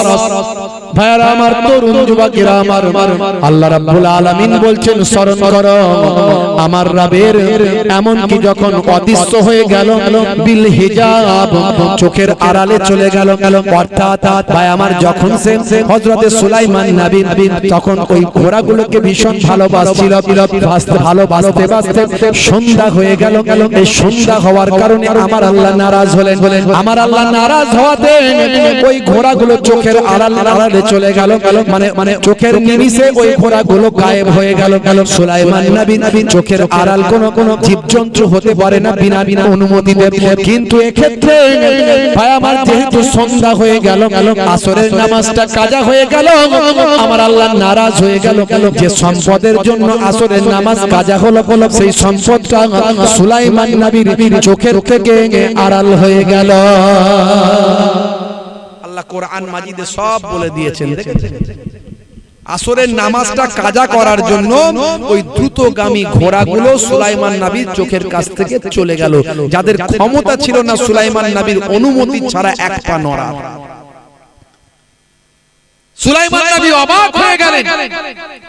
আল্লাহ বুঝিয়ে দিলেন, ফেরেশতা জিবরাইল আলাইহিস সালাম এলেন, এসে বলে, ও নবী সুলাইমান, আপনি দুনিয়ার সম্পদ পেয়ে আল্লাহর ইবাদত ভুলে গেছে। মুসলমান বুকে হাত দিয়ে চিন্তা করুন, আমি এই ঘটনাটা কেন বলছি বুঝতে পারছেন? কেন বলছি বুঝতে পারছেন? আমরা দুনিয়ার বাড়ি, দুনিয়ার গাড়ি, দুনিয়ার জমি, দুনিয়ার টাকা, বউ বিবি বাচ্চা, হে তরুণ যুবকেরা, হে আমার বন্ধুরা, শুনে রেখে দিন বাবা, জেনে রেখে দেন। আমার আল্লাহ কোরআন মাজিদে বলেন, ওয়ালানাবলু আননাকুম বিশাইইন মিনাল খাউফি ওয়াল জু'i ওয়া নাকসিম মিনাল আমওয়ালি ওয়াল আনফুসি ওয়াস সামারাতি ওয়া বাশশিরিস সাবিরিন। হে দুনিয়ার মানুষ, শুনে রেখে দাও, আমি তোমাদেরকে মাঝে মাঝে তোমাদের মাল, তোমাদের সম্পদ, তোমাদের টাকা পয়সা, তোমাদের সন্তান সম্পত্তি, তোমাদের জান, তোমাদের মাল, ভাই আমার, সব কিছু মাঝে মাঝে নোকসান দিয়ে তোমাদের পরীক্ষা করি। আমি দেখতে চাই কে বেশি সবরওয়ালা, কে তাদের মধ্যে ধৈর্যশীল। হে তরুণ যুবকেরা, হে আমার মুরব্বিয়ানেরা, আমার আল্লাহ আপনার আমার সম্পদ দিয়ে, টাকা পয়সা দিয়ে, বিবি বাচ্চা দিয়ে মাঝে মাঝে পরীক্ষা নেন, আর আমরা নোকসান করেন, সম্পদের নোকসান হয়, ক্ষতি দেন, দিয়ে আমার আল্লাহ দেখেন আমার বান্দা সবর করছে কিনা, আমার বান্দা ধৈর্যশীল হচ্ছে কিনা, আমার বান্দা আমার পরীক্ষায় উত্তীর্ণ হচ্ছে কিনা। মাঝে মাঝে আল্লাহ আমাদের পরীক্ষা নেন, আমরা পরীক্ষায় উত্তীর্ণ হতে পারি কিনা। হে তরুণ যুবকেরা, আমার আল্লাহ অন্য জায়গায় কোরআন মাজিদে বলেন, তোমরা তোমাদের মালমাতা, সন্তান সন্ততি, ছেলে মেয়ে, তোমরা তোমাদের স্ত্রী বাচ্চা, মালমাতা পেয়ে তোমরা যেন আমি আল্লাহ ইবাদত ভুলে যেও না। বুঝতে পারছেন? আল্লাহর ইবাদত ভুলে গেলে আল্লাহ নারাজ হয়ে যায়। সুলাইমান নবীর কাছ থেকে ওই ঘোড়াগুলো হারিয়ে গেল। সুলাইমান নবী কান্না শুরু করলেন, ক্ষমা চাইতে লাগলেন, মাফি চাইতে লাগলেন। দিনের পর দিন, মাসের পর মাস আল্লাহর কাছে সিজদায় পড়ে রইলেন। আমার আল্লাহর দয়া হলো, মায়া হলো। আমার আল্লাহ সুলাইমান নবীকে বললেন, হে নবী সুলাইমান, আমি তোমার তওবাকে কবুল করে নিয়েছি। মাথা তোলো, দেখো ওই উড়ন্ত ঘোড়াগুলো, ওই ডানাওয়ালা ঘোড়াগুলো আমি আবার তোমার কাছে ফিরিয়ে দিয়েছি। জোরে হবে না? সুলাইমান নবী মাথা তুললেন, আল্লাহর কাছে শুকরিয়া হাম প্রশংসা করলেন, কিন্তু চিন্তা করলেন যে ঘোড়ার জন্য, যে উড়ন্ত পাখির জন্য, ঘোড়ার জন্য আমি আল্লাহর হুকুম ভুলে গেছি, নামাজ ভুলে গেছিলাম, তাদের ভালোবাসতে গিয়ে, আদর করতে গিয়ে আমি সেই ঘোড়া রাখবো না। তিনি কি করলেন? ওই ঘোড়াগুলোকে সাদকা করে দিলেন, ওই ঘোড়াগুলোকে ভাই আমার সাদাকা করে দিলেন, এবং কিছু ঘোড়ার ডানা কেটে দিলেন, ডানা কেটে দিলেন, ডানা আর রাখলেন না। সেই থেকে ডানাওয়ালা ঘোড়ার আর জন্ম হয় না। কথিত আছে সেই ডানাওয়ালা ঘোড়া স্টপ হয়ে গেল, আর পৃথিবীতে ডানাওয়ালা ঘোড়া তৈরি হয় না। হে তরুণ যুবকেরা, হে আমার বন্ধুরা, আমি এই কথাটা কেন বললাম?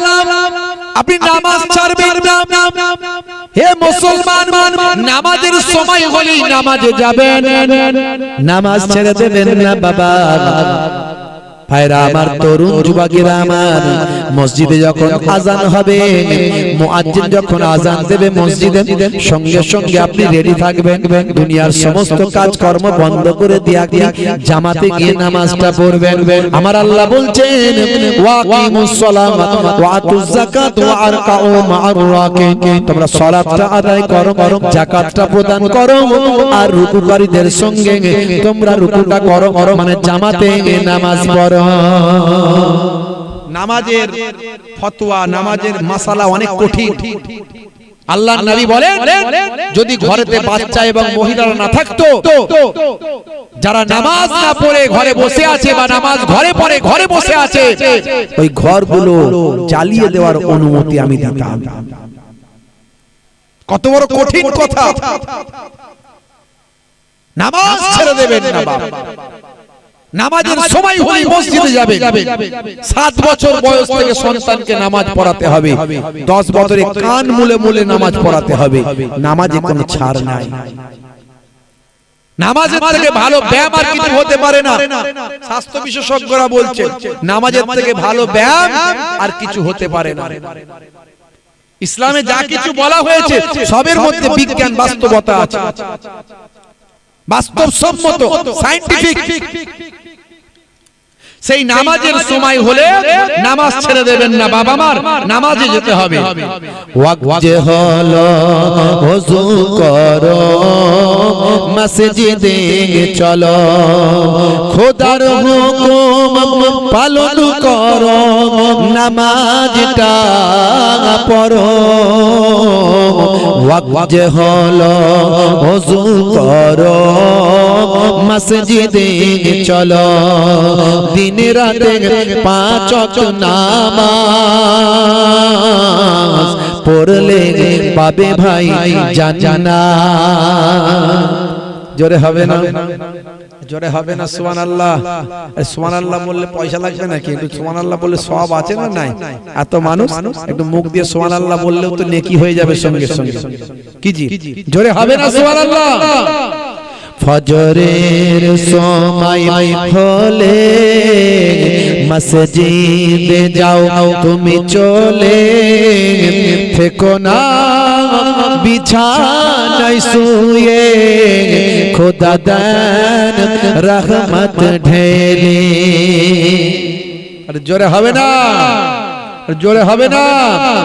জোহরের সময় হলে কাজটা দাও তুমি ছেড়ে, কিছু সময় দাও নামাজে, সফলতা আসবে চলে। ওয়াক্ত হলো ওযু করো, মসজিদে চলো, খোদার হুকুম পালন করো, নামাজটা পড়ো। ওয়াক্ত হলো ওযু করো, মসজিদে চলো, দিন রাতে 5 ওয়াক্ত নামাজ পড়লে পাবে ভাই জান্নাত। জোরে হবে না? আর জোরে হবে না? মাগরিবের ওয়াক্ত আসিলে মসজিদে যাও তুমি চলে কবরে আযাব থেকে মুক্তি প্রভু দেবে এশার সময় হলে অবহেলা না তুমি করে নামাজে যাও তুমি চলে কবরে মুক্তি পাবে ওয়াক্ত হলো ওযু করো মসজিদে চলো খোদার হুকুম পালন করো নামাজটা পড়ো ওয়াক্ত হলো ওযু করো মসজিদে চলো দিন রাতে 5 ওয়াক্ত নামাজ পড়লে পাবে ভাই জান্নাত জোরে হবে না ভাইরা আমার তরুণ যুবকেরা আমার স্বাস্থ্য বিশেষজ্ঞরা বলছে নামাজের থেকে ভালো ব্যায়াম আর কি আছে নামাজ তো দারুণ একটা ব্যায়াম আমাকে একজন এক ভাই বলছে হুজুর আমার আর্থারাইটিসের প্রবলেম ছিল মারাত্মক প্রবলেম ডাক্তারখানায় গেলি শুধু ওষুধ দেয় আর বলে ব্যায়াম করো ওষুধ দেয় আর ব্যায়াম করো আর ফিজিওথেরাপি খালি বলে ফিজিওথেরাপি করো এতদিন ধরে এই করছি সেই করছি ওই করছি ভালো আর হয় না তখন ওয়াজ শুনলাম নামাজের মধ্যে ভালো ব্যায়াম আছে নামাজ পড়লে আল্লাহর রহমত হয় আর আস্তে আস্তে শরীরের রোগ অসুখ বিসুখ সব কমে যায় জোরে বলুন সুবহানাল্লাহ নামাজ যদি ঠিকঠাক ভাবে পড়া হয় শরীরের ব্যথা বেদনা যন্ত্রণা অনেক উপশম হবে ইনশাআল্লাহ কমে যাবে তা আমি সেদিন থেকে একেবারে ঠিকঠাক ভাবে যেভাবে সুন্দর ভাবে রাসূলের দেখানো নামাজ সেই নামাজ পড়ার চেষ্টা করলাম অনেকে নামাজ পড়ে হাই স্পিড নামাজ আছে না না নামাজ পড়ে হাই স্পিড হ্যাঁ দুরন্ত এক্সপ্রেস বুঝতে পারছো খালি খাটা খাটা খাটা খাটা খাটা খাটা রেলের পাত যেমন সেই রেলগাড়ি গেলে খাটা খাটা খাটা খাট করে শব্দ হয় এও যেন উঠছে নামছে বসছে মাথা ঠুকছে উঠছে নামছে বসছে মাথা ঠুকছে খাটা খাট খাটা খাট শব্দ মানে কখন পালাতে পারলে বাঁচি ইমানদারকে মসজিদে ছেড়ে দিলে মাছ যেমন পানিতে ছাড়লে আরাম পায় তেমন পাবে আর বেঈমানকে যদি নিয়ে এসো মুনাফিককে যদি নিয়ে এসে মসজিদে ছাড়ো সে মাছকে ডাঙায় তুলে দিলে যেমন কষ্ট হয় তেমন হবে কখন পালাবো মসজিদ থেকে কখন পালাবো চাচাও ছুটছে ছাগলও ছুটছে ছাগল ছুটে ছুটে মসজিদে ঢুকে পড়ে চাচা আমার ছুটে ছুটে এসে মসজিদের সিঁড়ির কাছে দাঁড়িয়েছে দেখছে নামাজিরা কিছু নামাজি ছাগলটাকে তাড়াচ্ছে হ্যাট হ্যাট হ্যাট ইস কাদের ছাগল কোথা থেকে এলো কি জানি বাবু ঢুকে বলল ছি ছি ছি সব নাপাক করে দিল আর নামাজ পড়বো কি করে আমরা সব সব মুছতে হবে ধুতে হবে এই করতে হবে কোথা থেকে পা দিয়ে এসে মসজিদে ঢুকেছে চাচা সিঁড়িতে দাঁড়িয়ে দাঁড়িয়ে সব শুনছে শুনে বলছে হ্যাঁ গা তোমাদের কোনো বুদ্ধি শুদ্ধি আছে বলে কেন বলে একটা অবেলা জানোয়ার একটা ছাগল মসজিদে ঢুকেছে তাকে তোমরা এমন করছো ছি থো থ্যা এই ওই সেই হ্যাঁ একটা ভদ্রতা বলে কোনো জিনিস তোমাদের নাই কেন কি হয়েছে বলো না বলে ভদ্র হবে তাড়াতে পারোনি এত এই হবে কি করে কি হলো এই হলো সেই হলো করছো কেন ভদ্র হবে তাড়াতে পারোনি আরে ছাগলটার কোনো বুদ্ধি আছে নাকি আরে বুদ্ধি থাকলে কি মসজিদে ঢুকতো আমাকে কোনদিন ঢুকতে দেখেছো চাচার অনেক বুদ্ধি ঢোকে না কোনদিন বুঝতে পারছো আখেরি জামানা ঈমান বাঁচানো বড় মুশকিল ভাইরা আমার নামাজ ছেড়ে হে তরুণ যুবকেরা আমার নামাজের থেকে ভালো ব্যায়াম আর কিছু নয়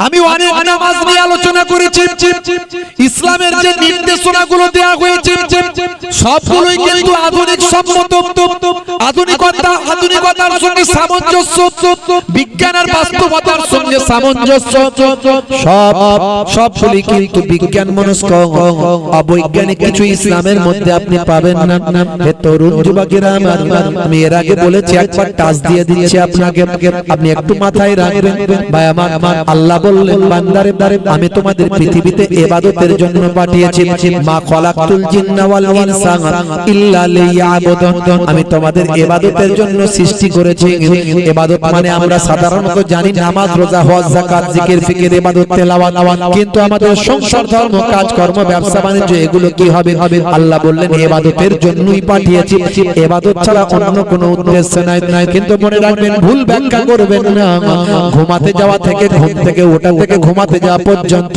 যা কিছু আপনি আছেন যা কিছু দুনিয়াদারি করেন সব কিছু যদি নবিয়ানা তরিকায় করেন নবীর সুন্নাত মোতাবেক করেন নবী যেভাবে কাজগুলো করতে বলেছেন সেভাবে করেন সবটাই আপনার ইবাদত বলে গণ্য হবে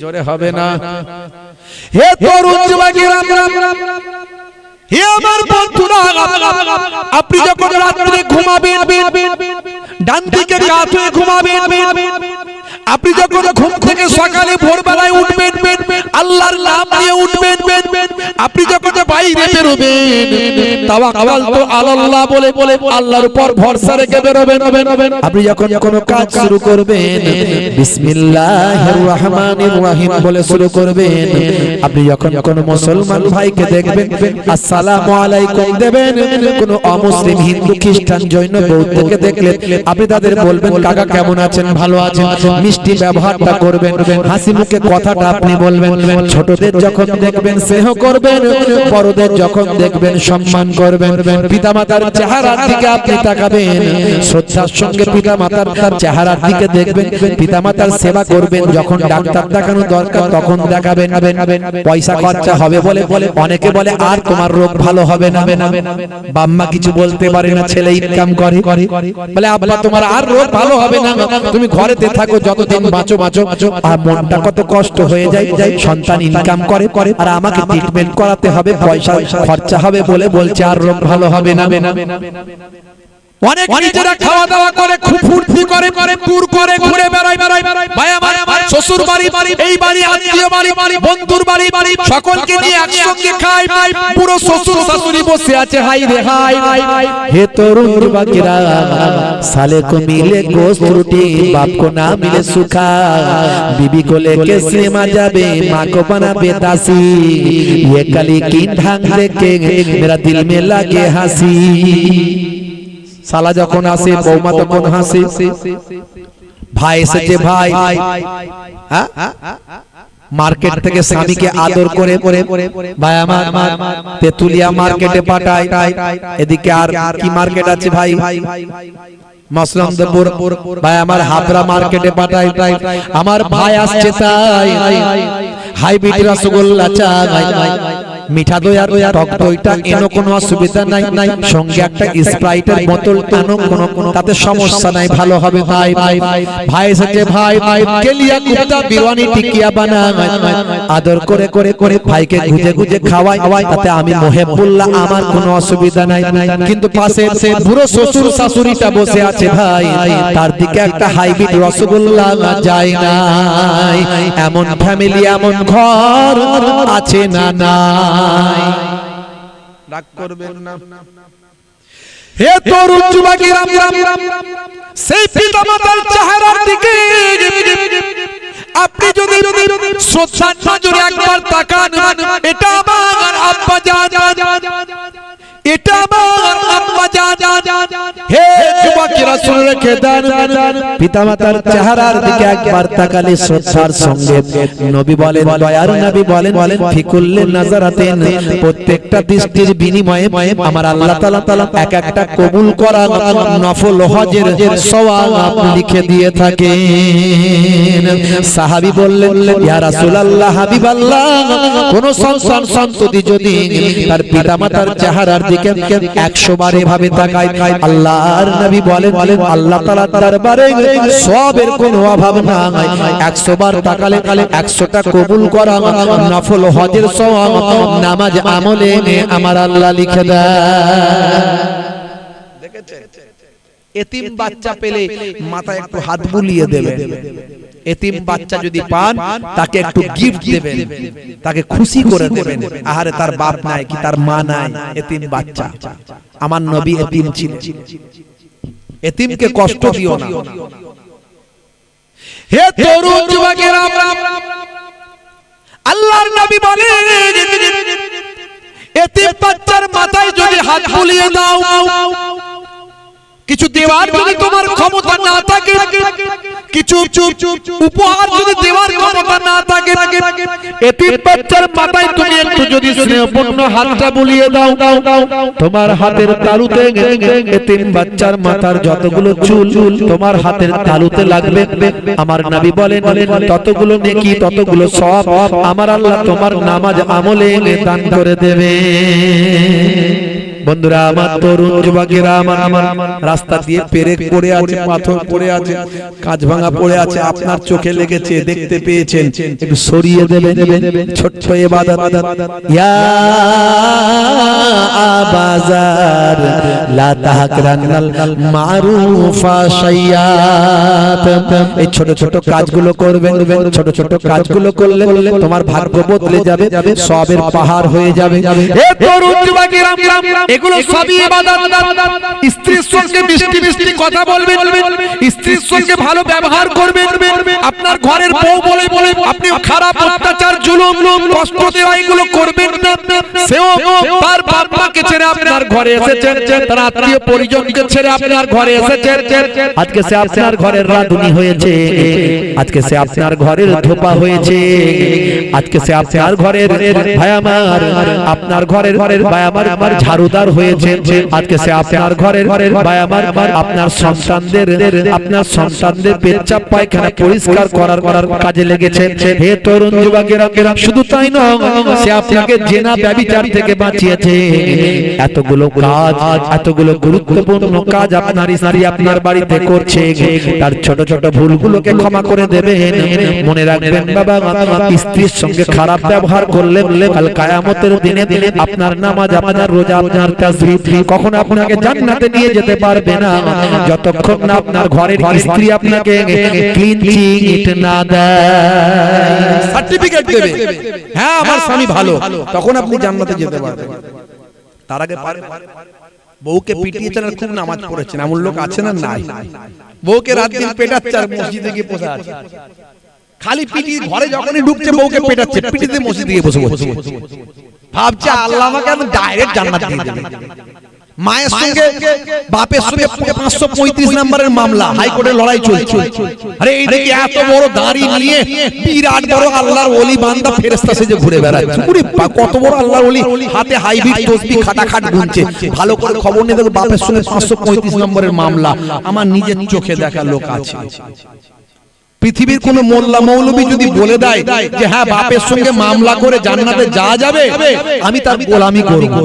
আল্লাহর কোরআন হাদিস থেকে প্রমাণ করে দিক, আমি মোহেলা হুসাইনি তার গোলামি করব। কে শিখিয়েছে এইগুলো? এসব কথা কে শিখিয়েছে? ইসলামটাকে নিয়ে ছেলে খেলামি হচ্ছে, যা ইচ্ছা তাই করলেই হয়ে যাবে। আখিরি জামানা, ঈমান বাঁচানো বড্ড দায় বাবা মা। হে তরুণ যুবকেরা, স্ত্রীর সঙ্গে ছোট ছোট কাজগুলো করবেন, মাঝে মাঝে রান্নায় সহযোগিতা করবেন, মাঝে মাঝে ঘরটা ঝাড়ু দেবেন, মাঝে মাঝে বাজারে যাবেন, বাজারটা করে নিয়ে এসেন, মাঝে মাঝে নিজে বাজারটা করবেন। আপনি যত বড়ই কোটিপতি হন না কেন, নিজে হাতে বাজার করে বাজারটা যদি নিয়ে আসেন, মাঝে মাঝে যদি ঘরটা ঝাড়ু দেন, মাঝে মাঝে যদি স্ত্রীর সঙ্গে ছোট ছোট কাজগুলো আপনি করেন, হে তরুণ যুবকেরা, আপনার ছেঁড়া জামাটা ছিঁড়ে গেছে, সামান্য একটু ছিঁড়ে গেছে বলে অহংকারে জামাটাকে বাতিল করে দেবেন না, ওটাকে একটু সেলাই করে নিয়ে পরিষ্কার সুন্দর নতুন নিত্য জামাটা আছে, মাঝে মাঝে পরে ঘুরলেন, সব সময় না পরেন, মাঝে মাঝে পরবেন। হে তরুণ যুবকেরা, আমার নবী বলেন এটা এগুলো হলো সুন্নাত, এগুলো করলে সুন্নতের সওয়াব পাবে। আর যে বান্দা এই আচরণ করবে তার অহংকার তাকাব্বুরি থাকতে পারে না। থাকবে এরকম মানুষের অহংকার থাকবে? থাকবে না। অত সহজ না। ইসলামের যে থিওরি আপনি যদি বোঝেন, আপনার যদি মাথায় ঢোকে, আপনি অবাক হয়ে যাবেন। সত্যিকারের মানুষ বানিয়েছে ইসলাম। বড় বড় অথার পণ্ডিতেরা আজকে আমার নবীর আশিক। কেন? পৃথিবী বিখ্যাত বিখ্যাত ব্যক্তি ভাইরা আমার, টাইসন,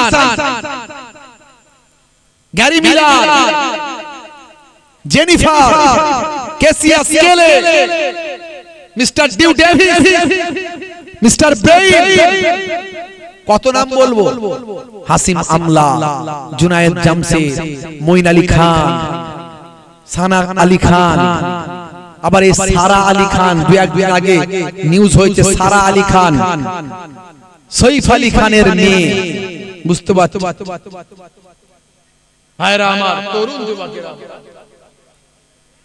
সারা আলী মেয়ে বলে আমি পড়লাম, জানি না বোন হতে পারে, হয়তো মেয়ে বলে আমি যতটুকু পড়েছি নিউজে। তো যাই হোক ভাইরা আমার, সব বিশ্ব নবীর ফলোয়ার্স হয়ে যাচ্ছে। কেন? হে তরুণ যুবকেরা, হে আমার বন্ধুরা, ওয়ার্ল্ড ক্লাস ফুটবলার নাম হলো ক্রিস্টিয়ানো রোনাল্ডো, পাশাপাশি নাম হলো মেসি, পাশাপাশি নাম হলো নেইমার, পাশাপাশি নাম হলো ভাইরা আমার মেসুত ওয়াজিল। এই ওয়ার্ল্ড ক্লাস ফুটবলারদের পাশাপাশি নাম হলো সাদিও মানে।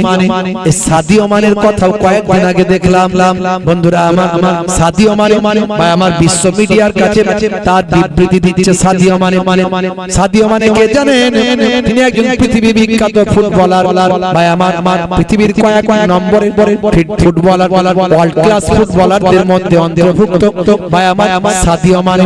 তাকে মিডিয়া পারসন প্রশ্ন করেছেন, হে সাদিও মানে, আপনার হাতে যে মোবাইলটা দেখছি, এই মোবাইলটা অনেক কম দামি মোবাইল এবং মোবাইলের স্ক্রিনটা ফাটা, আপনার মতো একজন ওয়ার্ল্ড ক্লাস ফুটবলারের হাতে এই রকম মোবাইল মানায় না। সেই সময় সাদিও মানে বলে, আমি আমার অরিজিনকে ভুলি না, আমি আমার ইনভেনশনকে ভুলি না, আমি আমার উদ্ভাবনাকে ভুলি না, আমি আমার অতীতের কথাকে ভুলতে পারি না। হে মিডিয়া পারসন শুনে রেখে দিন, আমি কে জানেন?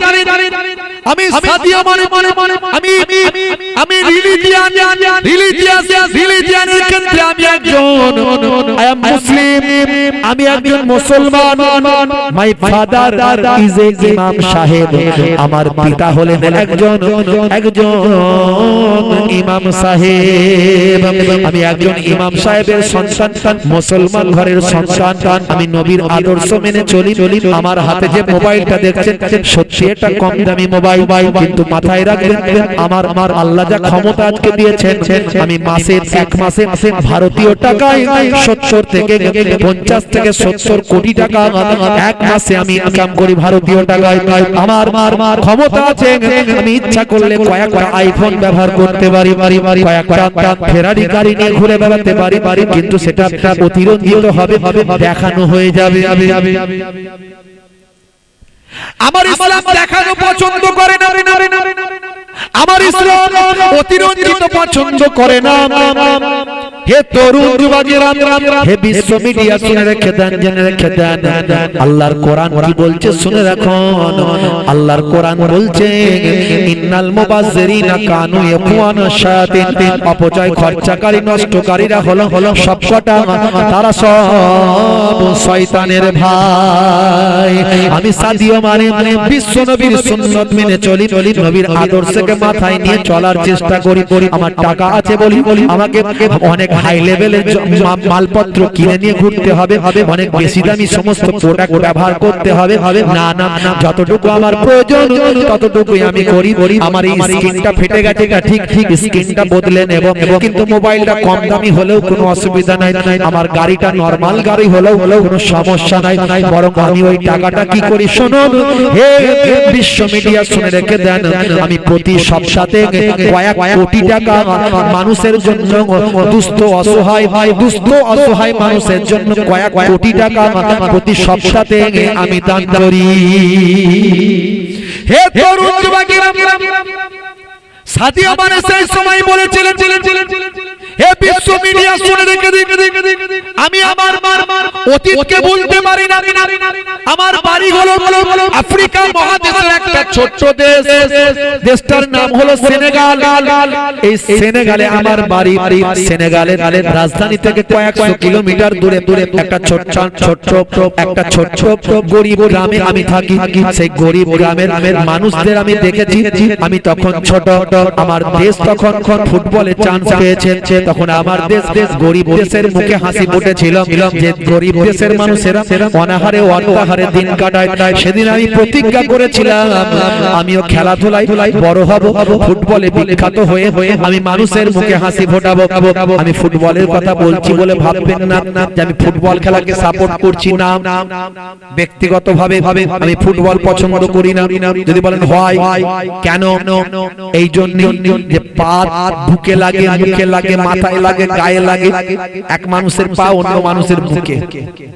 আমি অন্য খেলা যদি বলেন খেলা পছন্দ করেন, সত্যি কথা বলতে ছোটবেলায় খেলাধুলা করতাম। এখন তো বয়স হলো, আর খেলাধুলা করা সম্ভব নয়, আর খেলাধুলা দেখাও সম্ভব নয়। তবে যদি বলেন যে আপনি ব্যক্তিগতভাবে কোনো খেলা পছন্দ করেন, আমি বলবো শরীর চর্চার জন্য যদি কোনো খেলাধুলা করেন সেটা অসুবিধা নাই। ক্রিকেট খেলতে পারেন, ব্যাডমিন্টন খেলতে পারেন, আপনি ভলিবল খেলতে পারেন, জিম করতে পারেন, ব্যায়াম করতে পারেন, ক্যারাটে খেলতে পারেন, এগুলো শরীর চর্চার জন্য খেলতে পারেন। কিন্তু ফুটবলের কথাটা আমি বলছি কারণ এখান থেকে একটা কিছু বলার চেষ্টা করছি, এখান থেকে একটা মানুষের কাছে ভালো বার্তা দেওয়ার চেষ্টা করছি। হে তরুণ যুবকেরা, হে আমার বন্ধুরা, সাদিয়া মানে বলেছিলেন যখন আমি দেখলাম আমার দেশের মানুষের মুখে ফুটবলই হাসি ফুটিয়েছে। বিশ্ব ফুটবলে যখন আমার দেশ চান্স পেল সেনেগাল, আমার গরিব দেশের অসহায় মানুষগুলোর মুখে যখন হাসি ফুটলো আমার বড় ভালো লেগেছিল। সেদিন আমি ঠিক করেছিলাম আমিও বড় একজন ফুটবলার হব, আমার দেশের মানুষের মনে মুখে হাসি ফোটাবো। সেদিন আমি বল নিয়ে প্র্যাকটিস করতে লাগলাম। খালি পায়ে খেলতাম, জুতো কেনার আমার পয়সা ছিল না, কারণ আমার বাপ হলেন একজন, আব্বা হলেন ইমাম সাহেব, পয়সা বেশি নাই, দিন চলে না, অনাহারে অর্থাহারে অল্প খেয়ে দিন কাটাতে হয়। আমি কিভাবে জুতো কিনতে পারি, কিভাবে বুট কিনতে পারি। হে তরুণ যুবকেরা, এইভাবে আমি খেলতে খেলতে এক সময় দেখা গেল আমার আর সাহায্য করার কেউ নাই। আমার প্রতিবেশীরা, আমার চাচা আত্মীয় স্বজনেরা আমার পাশে দাঁড়ালেন। এক সময় আমি বড় মাপের একজন ফুটবলার হলাম। বিশ্ব ফুটবলে আমি চান্স পেয়ে গেলাম। আজকে সেই সাদিয়া মানে আমার টাকার কোনো অভাব নাই, কিন্তু সেদিনের ইতিহাস আমি ভুলে যাই না। আজ আপনি আমার গ্রামে যাবেন, আমার গ্রামে গিয়ে দেখবেন আমার গ্রামটা আর গরিব গ্রাম নয়, সেই গ্রামটাকে আমি বড় বড় শহরের মতো একটা শহর বানিয়ে দিয়েছি। আমার নিজস্ব টাকায় হসপিটাল করেছি, আমার নিজস্ব টাকায় ইউনিভার্সিটি করেছি, আমার নিজস্ব টাকায় কলেজ করেছি, স্কুল করেছি, বিদ্যালয় করেছি। আমার নিজস্ব টাকা দিয়ে আমার ওই ছোট গ্রামটাকে আমি শহরে পরিণত করেছি। এইভাবে আমি গরিবের জন্য সাদকা করি, দান করি, টাকা পয়সা ব্যয় করি, আমার নবীর দেখানো পথে চলার চেষ্টা করি। হে তরুণ যুবকেরা, মিস্টার সাদিয়া মানে তিনি বলেন আমি একজন নামাজি, আমি একজন হিজাব পরিহিত মহিলাকে বিবাহ করেছি। যাকে বিবাহ করেছেন তার নাম হলো আয়েশা। আয়েশা নামক একজন হিজাব পরিহিতা পর্দাওয়ালি একজন মহিলাকে তিনি বিবাহ করেছেন। এবং যেখানে তিনি খেলতে যান, যে জায়গায় থাকেন, সেই জায়গায় তিনি নামাজ পড়েন, মসজিদে গিয়ে 5 ওয়াক্ত নামাজ পড়েন। যখন কোনো হোটেলে থাকেন, হোটেলের পাশাপাশি কোনো মসজিদ যদি যান, সেই মসজিদে গিয়ে তিনি 5 ওয়াক্ত নামাজ পড়েন। ইন্টারনেটে ফুটেজ দেখা যায় ভাই আমার সাদিয়া মানে মসজিদের নামাজ তো পড়ছেন, মসজিদের টয়লেটটাও নিজে হাতে 100 মায় পরিষ্কার করছে। আদর্শ দেখুন, একজন ফুটবলার আমাদেরকে শেখাচ্ছে। তিনি মসজিদের টয়লেট পর্যন্ত নিজে হাতে পরিষ্কার করছেন। এত বড় একজন বিশ্বমাপের ব্যক্তিত্ব। ভাইরা আমার, তরুণ যুবকেরা আমার, রাসূলের আদর্শ আখলাকটাকে তারা গ্রহণ করেছে।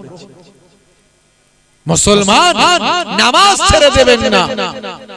নামাজের সময় হলে নামাজটা পড়ুন, নামাজ ছেড়ে দেবেন না। নামাজ যদি ছেড়ে দেন আমাদের নবীর উম্মত হয়ে আর কি লাভ হলো? আমরা মানুষ হলাম, মানুষ হয়ে আমাদের কি লাভ?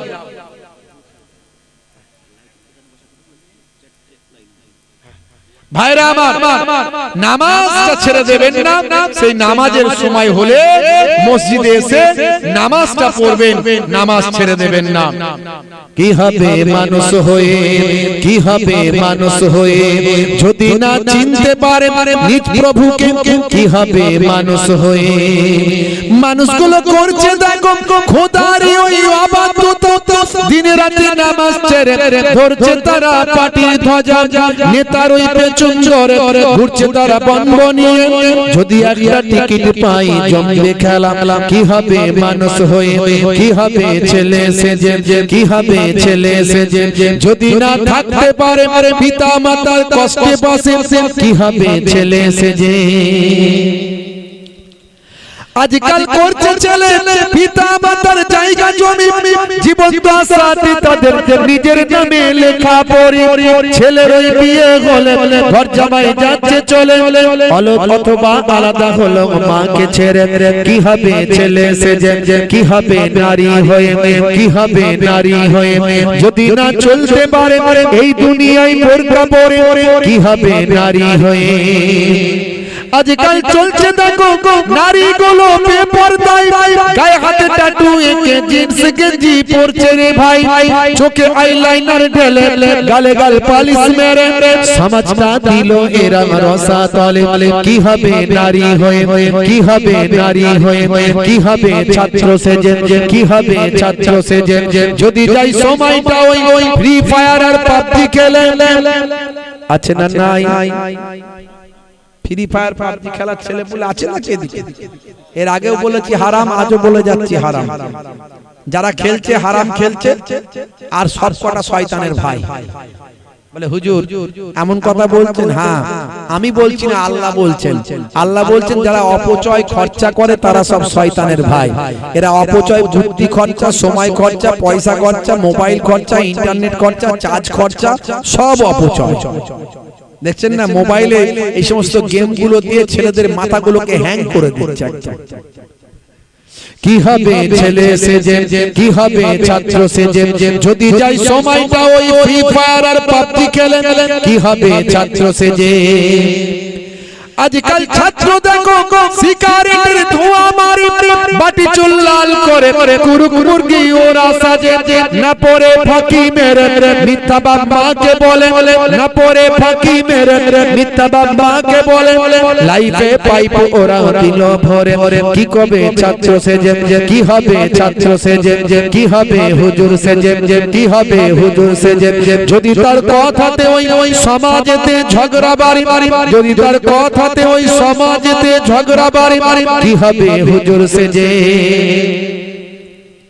আজকাল কত হুজুর বক্তৃতা দেয় স্টেজেতে, তাদের কথাই মুসলমানে ভাই ভাই ঝগড়া করে।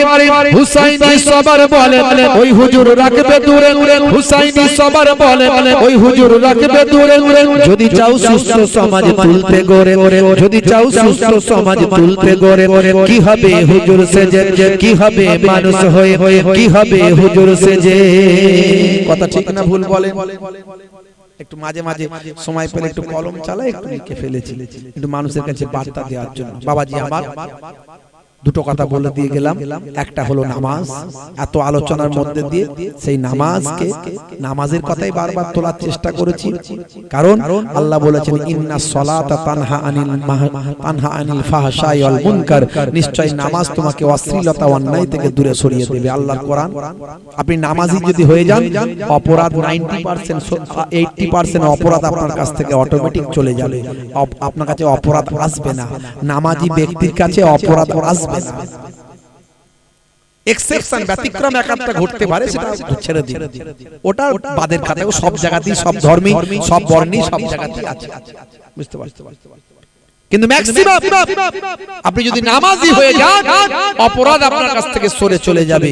আরেকটা জিনিস হলো এই যে বিরাট কোহলি, হরভজন সিং, লিওনেল মেসি, এরা সব মুখে দাঁড়িয়ে রেখেছে দেখবেন। এখন নেতা মন্ত্রী খেলোয়াড় প্লেয়ার এই গতকাল না পরশুদিন আমাদের ভারতের প্রাক্তন প্রধানমন্ত্রী মিস্টার মনমোহন সিংজি তিনি দেখবেন মুখে দাড়ি রেখেছিলেন আর তিনি পরলোক গমন করেছেন, তাই তো?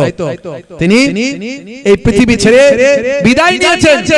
একজন ভারতবর্ষের পপুলার প্রাইম মিনিস্টার ছিলেন, যিনি কথা বলতেন কম, কাজ করতেন বেশি, যার সময় এত সাম্প্রদায়িক দাঙ্গা হাঙ্গামা মারপিট, আপনি ইনভেস্টিগেশন করুন, আপনি ভাই আমার যে সমস্ত অতীতের যে বায়োডাটা সেগুলো তুলে ধরুন, দেখুন, আপনি সার্চ করুন, দেখবেন তার আমলে এত দাঙ্গা হাঙ্গামা, এত সাম্প্রদায়িকতা, এত খুন খারাপি তার আমলে ছিল না।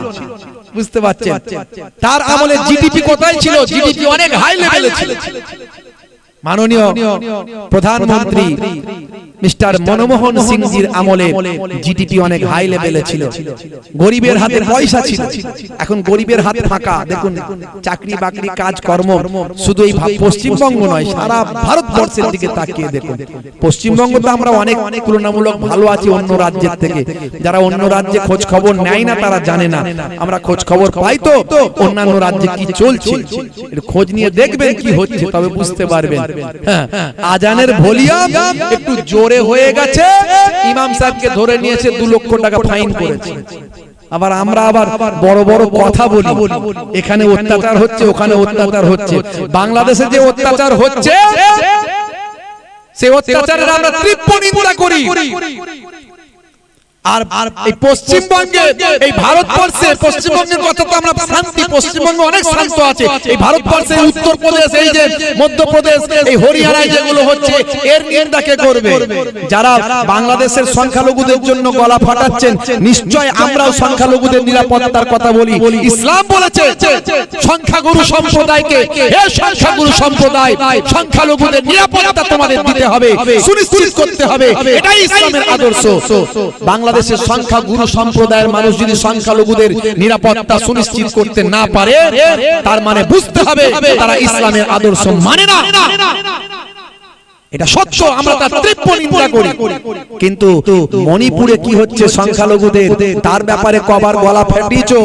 বাংলাদেশের জন্য যতবার গলা ফাটাচ্ছ, বাংলাদেশে একটা অন্য দেশ, সে দেশের সরকার আছে, গভর্নমেন্ট আছে, কিন্তু আমার দেশের মণিপুর আমার দেশ, তো এটা আমার রাজ্য, আমার দেশের মধ্যে, সেখানে শত শত ভাই আমার সংখ্যালঘু মানুষরা আজকে মারা যাচ্ছে, তাদের ওখানে অত্যাচার চলছে, জাতি বিদ্বেষ, বর্ণ বিদ্বেষ, দাঙ্গা, সেটা নিয়ে কতবার কথা বলছো? তার বেলায় নয়, কত মুসলমানদের জীবন চলে যাচ্ছে, গরুর গোশত খাওয়ার নাম করে মেরে ফেলা হচ্ছে, হত্যা করা হচ্ছে, যখন তখন ধর্মীয় স্লোগান দিয়ে অপমান করা হচ্ছে, তার বেলায় কতবার কথা বলছো? তার বেলায় নয়। ভাইরা আমার, তরুণ যুবকেরা আমার, খুব সাবধান, খুব সাবধান। এই সামনে ভোট আসছে, ভোটের আগে অনেক রকম গন্ডগোল লাগানোর চেষ্টা করবে, মাথা ঠান্ডা রাখবেন। আইন আছে, প্রশাসন আছে, আমার রাজ্যে এখনো আইনের শাসন চলে, এখনো পুলিশ প্রশাসন অনেক সজাগ, সহযোগিতা নেবেন। আইন আছে, বিচার আছে, কোর্ট আছে, যেখানে যা যাওয়ার, কিন্তু মাথা গরম কেউ করবেন না, অশান্তি থেকে দূরে থাকবেন। ভাইরা আমার, তরুণ যুবকেরা আমার, সেই মনমোহন সিংজির কথা বলছিলাম। মনমোহন সিংজি মুখে দাড়ি রেখেছিলেন, কথা ঠিক না ভুল? কত নেতা মন্ত্রী খেলোয়াড় প্লেয়ার তারা দাড়ি রেখেছেন। বন্ধুরা আমার, সেই দাড়ি হলো নবীর সুন্নত। ছোট হলো রাখবেন, মুখের সৌন্দর্য আর নবীর সুন্নত আপনি সৌন্দর্য মনে করে নয়, সুন্নত মনে করে রাখবেন। হতে পারে আজ ছোট আছে, কাল বড় হয়ে যাবে, ইমানের শক্তি বেড়ে গেলে একদিন বড় সুন্নতি দাড়ি রাখবেন আপনি। তার আগে যদি মারা যান, কবরে যাওয়ার পরে কত সুন্নতের কথা বললাম, কোন সুন্নত দেখা যাবে না। কত সুন্নতের কথা বললাম, কোন সুন্নত দেখা যাবে না, কিন্তু একটা সুন্নত দেখা যাবে কবরে গেলে, সেটা হলো মুখের দাড়ি। মুনকার নাকির ফারিস্তা যখন বলবে মান রব্বুকা, দেখতে পাবে মুখে দাড়ির দেখা। হতে পারে ওই দাড়িটা হবে নাজাতের জারিয়া। জোরে হবে না? এই দুটো জিনিস মাথায় রাখবেন, একটা হলো নামাজ, 2 নাম্বার হলো মুখের দাড়ি। আবার 1 জানুয়ারি এই জানুয়ারি মাসের 31 ডিসেম্বর পয়লা জানুয়ারি মুসলমানের ছেলে জানুয়ারি মাস এলেই কি করে ডিসেম্বর মাস থেকে শুরু হয়ে যায় মোটামুটি কি তাই তো নাকি ওরে বাপ রে বাপ কি চলছে রে ভাই হ্যাঁ সব চার চাকা গাড়ি ওই যে 407 আরো কি কি আছে বলুন না গাড়িগুলো সব ভাড়া করে নেবে সব খুঁজে পাওয়া যায় গাড়ি সব প্রত্যেক দিন সব ছেলেরা উঠে সব ডিজে বক্স লাগিয়ে দিল এই সারা রাস্তা নাচতে নাচতে যায় ঠিক ঠাক ঠিক ঠাক ঠিক ঠাক কি যে করছে আল্লাহই জানে মিলাদুন নবীতেও যায় ঈদের দিনে ফাঁস কাতারে নামাজও পড়ে ভাই আবার পয়লা জানুয়ারি 1 জানুয়ারি 31 ডিসেম্বর 26 ডিসেম্বর ভাই আমার পিকনিক করতে যায় সেখানে গিয়ে সিগারেটের ধোঁয়া তো মারে সিগারেট চালায় মাঝে মাঝে কিছু ছেলে বলে নাকি লাল পানিও খায় শুনেছি বলে লাল পানিও খায় ওরা হুজুর জানেন না ওরা লাল পানিও চালায় হাই রে হাই এগুলো হারাম মুসলমান একে তো শব্দ দূষণ করছো যারা করে যেই করুক না কেন তুমি কেন করবে এই যে ডিজের আওয়াজ মারাত্মক ভয়ঙ্কর এমনি মাইকের আওয়াজ বিভিন্ন ধর্মের ধর্মগুরু ধর্মশাস্ত্রের ভাই আমার আলোচনা ওয়াজ বক্তব্য ভাই আমার কীর্তন যারা যারা আছে সেগুলো একটা আলাদা সাউন্ড কিন্তু ডিজের সাউন্ড মানে একদম পুরো এলাকা যেন মনে হচ্ছে থরথর করে কাঁপে তারপরে মুসলমানের ছেলেরা সেখানে গিয়ে নাচ অশ্লীলতা ভাই আমার ইসলামে নিষেধ আমি আপনাদের কাছে বলবো হে যুবকেরা পরিবর্তন হন পরিবর্তন হন